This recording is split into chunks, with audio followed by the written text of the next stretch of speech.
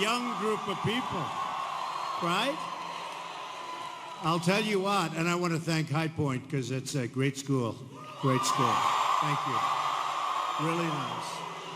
And the big thing is early voting starts here, October 20th. So ideally you get out and you vote, right? You get out early. Don't wait. November 8th is the big day, but don't wait. October 20th, you start early voting. So if you can, get it in there, and then you can just relax. Although on November 8th, you shouldn't relax. You should get all of your friends to vote. You know that, right? Okay. So it's wonderful to be back in North Carolina, an incredible place. We won this in the primaries, as you remember, and it was a big victory. And so I have a warm, warm spot in my heart. That was an important victory. Come November 8th, we're going to win this state, and we're going to win back the White House. It's about time. We're going to win back the White House. And we're going to bring back your jobs, which have been ripped out of our country. We're bringing back your jobs. We're going to cut your taxes massively. And you know, people don't understand, but Hillary Clinton is raising your taxes, very substantial tax increase. So people don't understand that. We're going to renegotiate our disastrous trade deals. We're going to protect our country from radical Islamic terrorism.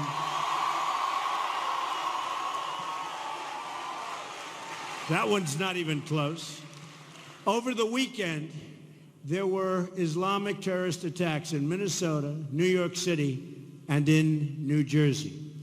These attacks were made possible because of our extremely open immigration system, which fails to properly vet and screen the individuals or families coming into our country. Attack after attack, from 9/11 to San Bernardino to Orlando, we have seen how failure to screen who is entering the United States puts all of our citizens in great danger. So let me state this very, very clearly. And as you know, at least most of you know, I've been saying this for a long time. This didn't just happen like yesterday. Immigration security is national security.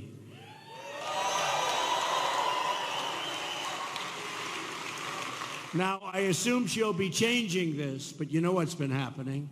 My opponent has the most open borders policy of anyone ever to seek the office of presidency. It's not even close. As Secretary of State, she allowed thousands of criminal aliens to be released into our communities because their home countries wouldn't take them back. They were too bad. They didn't want them. So we took them. Now Obama wants to bring in, as of 2 days ago, an additional 110,000 refugees. And Hillary wants,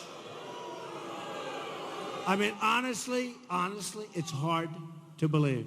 And Hillary wants a 550% increase in Syrian refugees.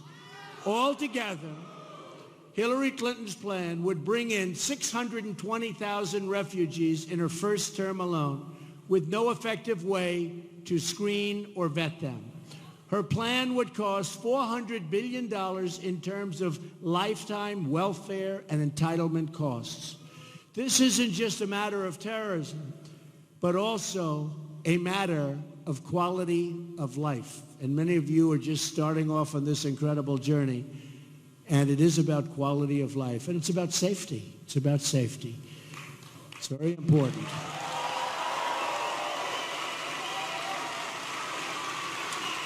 Have to have a safe country. We want to make sure we are only admitting people into our country who love our country. My highest duty as president is to protect our citizens and to uphold the Constitution of the United States. I will honor that duty to the fullest extent every single day, and I will never waver in that sacred obligation. It's just a plain fact that our current immigration system makes no real attempt to determine the views of the people entering our country. We have no idea who they are, what they think. Since 9/11, hundreds of immigrants and their children have been implicated in terrorism and terrorist-related activity within the United States. Now we learned that another 858 immigrants, this is just the other day, from dangerous countries have slipped into our country and been granted citizenship despite the fact that they were supposed to be deported. They probably pressed the wrong button on a computer. So they were supposed to be deported, and they were given citizenship. Welcome to America.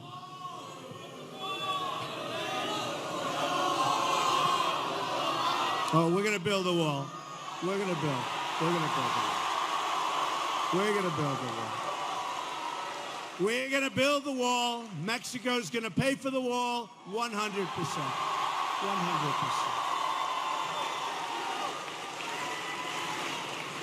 But the over 800 people really had nothing to do with the wall.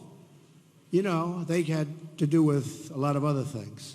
And it's a very, very sad. Can you imagine? We made them citizens, and they were getting ready for deportation. So either something was very wrong or they pressed the wrong button on a computer. But either way, can't have it. Altogether, there are nearly 1 million individuals in the United States with deportation orders who have not yet been removed. In the 20th century, the United States defeated fascism, Nazism, and communism. Now we must defeat radical Islamic terrorism.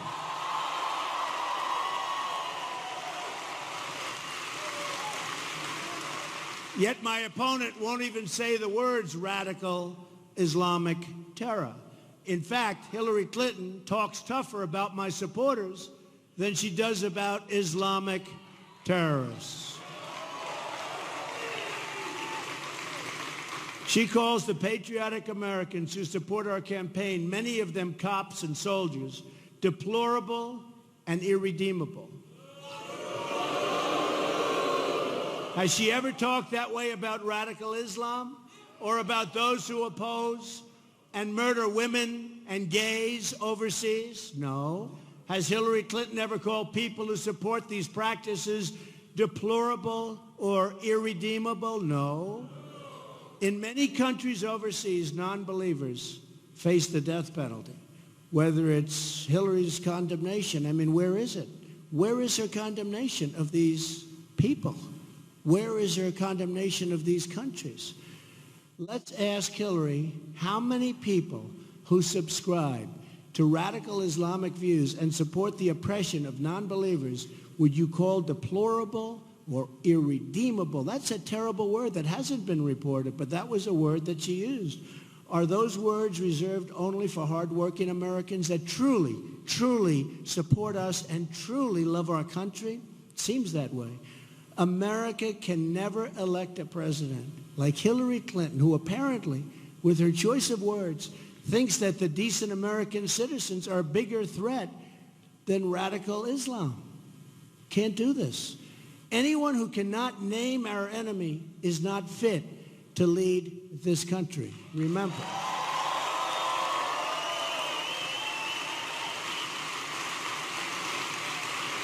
And if you can't name your enemy, you don't know what the problem is. And if you don't know what the problem is, you're never going to fix the problem. Anyone who cannot condemn the hatred, oppression, and violence of radical Islam lacks the moral clarity to serve as our president.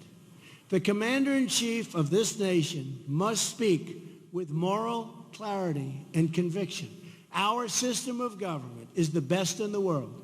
And as your president, I will defend our values and speak out against those who assault our values in any way, shape, or form.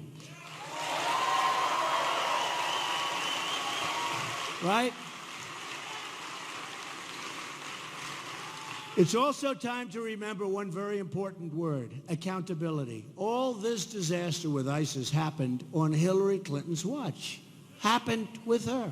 Her bad judgment, her bad decision-making, her policies in Iraq and Libya and Syria are responsible for the rise of ISIS.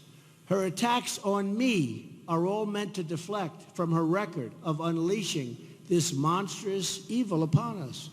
You ever notice all she does is attack me constantly? Attack, attack. Everyone says you should never, if you're successful, never run for political office. But that's the kind of person you need. Hate to tell you that. That's what we need. But they've always said, all of my life, I've heard if you're successful, never run for political office. But it's time. We have to bring our country back. We have to make our country great again. We have to do something because it's not working right now the way it is. Her timetable, and it's, this is so true. Her timetable and withdrawal from Iraq, her push for regime change in Libya and Syria, her open border policies. These are the actions that unleashed the ISIS disaster. So she will say and do anything to distract from that record of total failure. And let's see how much she changes her policies over the next couple of days.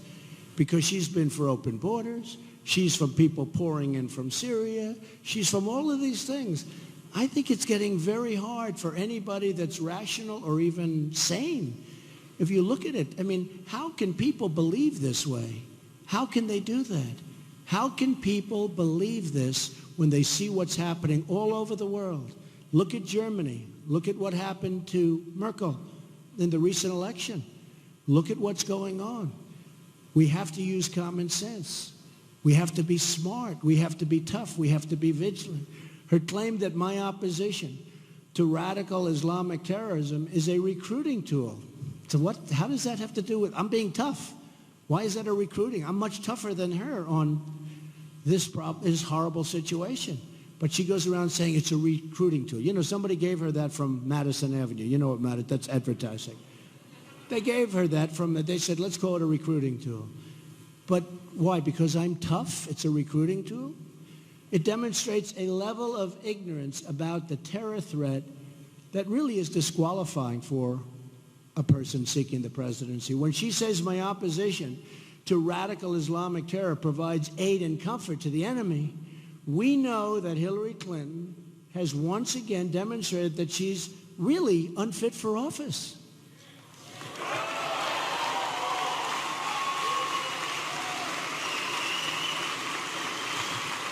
Her comments are not only reckless, but beneath the dignity of the office that she seeks. ISIS is torturing, murdering, executing, and exterminating people in a campaign of genocide. And what is Hillary Clinton suggesting? What is she suggesting? You know what she said. Let's let more people come in. That we should censor our vocabulary so as not to upset these butchers. I have news for Hillary. Refusing to call out radical Islam will not lessen the danger. It will only increase and embolden the danger, just like we have seen during her disastrous and failed term as Secretary of State. It emboldens them.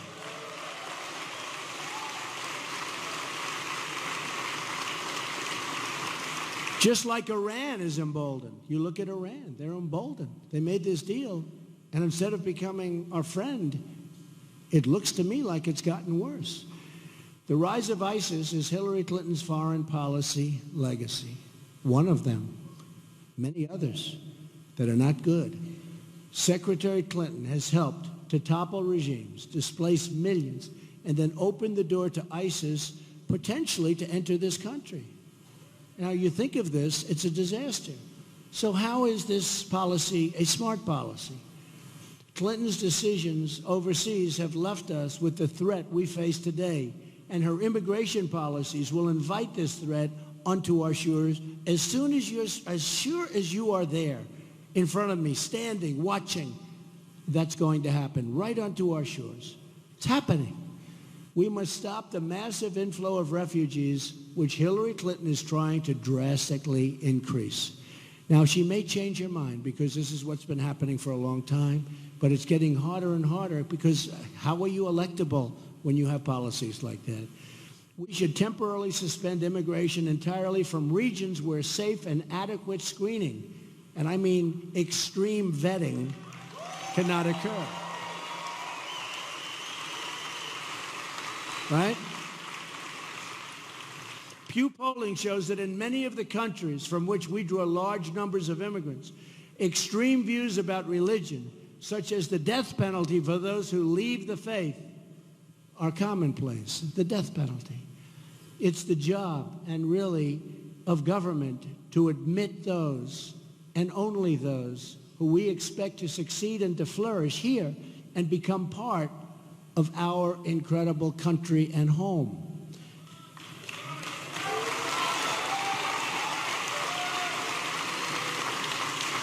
Hillary Clinton disagrees with this common sense rule, and it's one more reason why she will not win the election on November 8th. It's time to break with the corruption, the bad judgment, and the failures of the past. It's time to have a new American future. We are going to change our immigration system to reflect American values. We're going to stop the policy of regime change overseas and instead focus on working with our allies on a military campaign to utterly destroy ISIS and defeat Islamic terrorism. This will not only require military warfare, but also financial warfare, cyber warfare, and ideological warfare. But to win this struggle, we need to be strong at home. We're going to rebuild our country. Our infrastructure is a disaster. Our country is a mess with $20 trillion in debt. Think of it, $20 trillion. At the center of the effort will be, in fact, the rebuilding of our inner cities. Nearly 4 in 10 African-American children live in poverty, including 45% of African-American children under the age of 6. Think of that. 58% of African-American youth are not working. Violent crime rose in America's 50 largest cities last year. It went through the roof. Homicides are up nearly 50% in Washington, D.C., and more than 60% in Baltimore. More than 3,000 people have been shot in Chicago since January. Think of that, since January, 3,000 people. That's like worse than the war-torn nations that you're looking at. That's worse than Afghanistan. The schools are failing. The jobs are leaving, and millions are trapped in poverty. So to the African-American community, I say, vote for Donald Trump. I will fix it. I will fix it.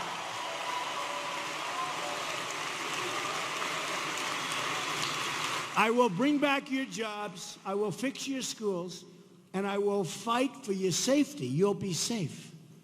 It's time for new civil rights agendas, and one that promises safe communities, great education, and a good paying job. Now, I say this, and I say this all the time. What do you have to lose? Your education is broken. Your communities are unsafe. There are no jobs. It's been run by Democrats for sometimes up to 100 years unbroken. What do you have to lose? I will fix it. My whole life, so true. So true. They've really let you down. They ask for your vote. You give them your vote year after year. You give them your vote. Then in the presidential, at least, and in every other one, but in the presidential, they say, hey, see you, man. See you in 4 years. That's what they do. They say, see you in 4 years. We'll be back. And then they come back and they promise you things and nothing happens. And you vote. So it's time to change. What do you have to lose? I will fix it. Remember that. My whole life has been about creating jobs. Thousands and thousands of jobs. Hillary Clinton has spent her career destroying jobs. Just look at upstate New York and her terrible trade deals. Hillary supported NAFTA. She supported China's entrance into the World Trade Organization, a disaster. And she supported the job-killing deal with South Korea that helped make them a fortune, and us, we lost jobs, we lost factory, we lost money. The South Korean deal was supposed to create 70,000 jobs. Instead, we lost 100,000 jobs, and our trade deficit with South Korea has more than doubled. These are the deals we make. Next, Hillary Clinton wants to approve the Trans-Pacific Partnership. That deal will be a disaster for North Carolina, for every state. Your state has lost more than 4 in 10 manufacturing jobs since NAFTA, signed by her husband.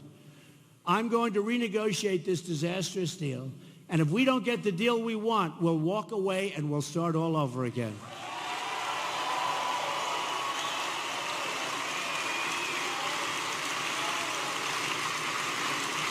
Our trade deficit with the world is nearly $800 billion a year. Think of that, $800 billion. You almost say, who's negotiating these deals? We have a trade deficit worldwide of almost $800 billion. This is really the economic legacy of Hillary Clinton. Now, 4 more years of Obama, 4 more years of Clinton. You can't do it. You can't do it. People aren't going to take it. But we're going to turn it all around.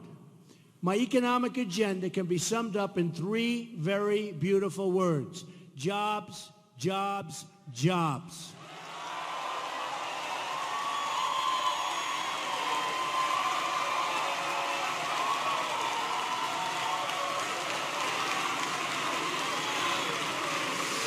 I'm going to get rid of massive, absolutely massive amounts of unnecessary regulations.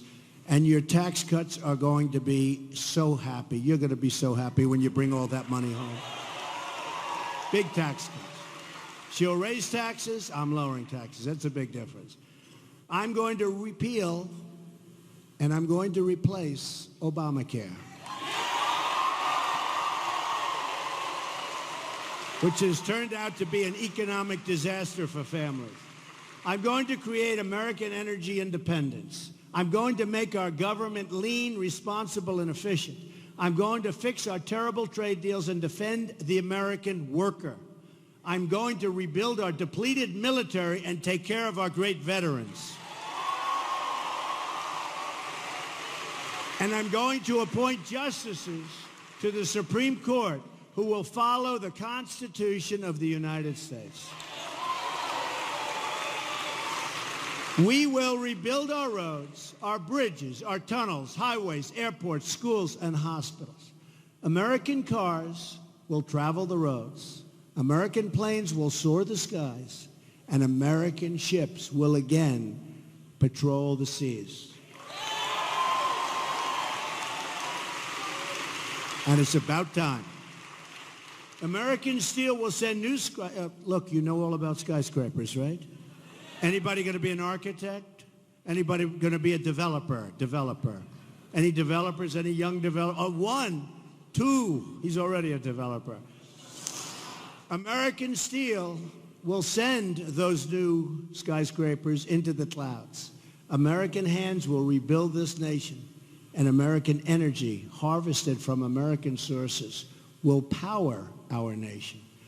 American workers will be hired to do the job.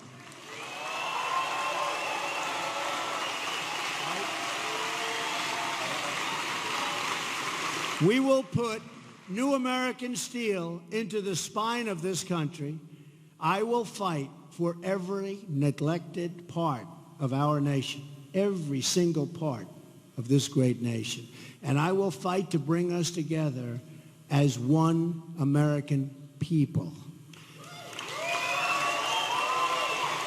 Imagine what our country could accomplish if we started working together as one people under one God, saluting one flag.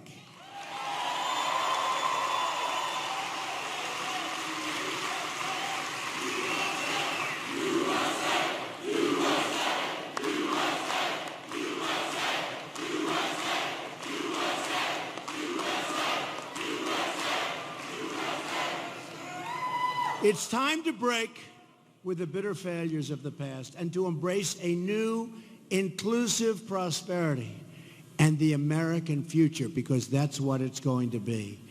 New factories are going to come rushing in. They're going to come rushing in. You wait till you see what happens. We will incentivize people to stay, and they will be decentivized if they leave our country. They're not going to just come out, fire all our people, build product outside of the country, and sell it into our country so easily. It's going to be a whole different ballgame. And now they'll say, you know what? I think we're not leaving. That's what's going to happen. Once more, we will have a government of, by, and for the people.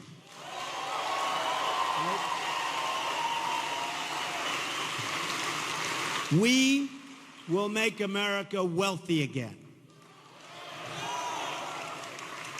And save your Social Security, which you people are a long ways away.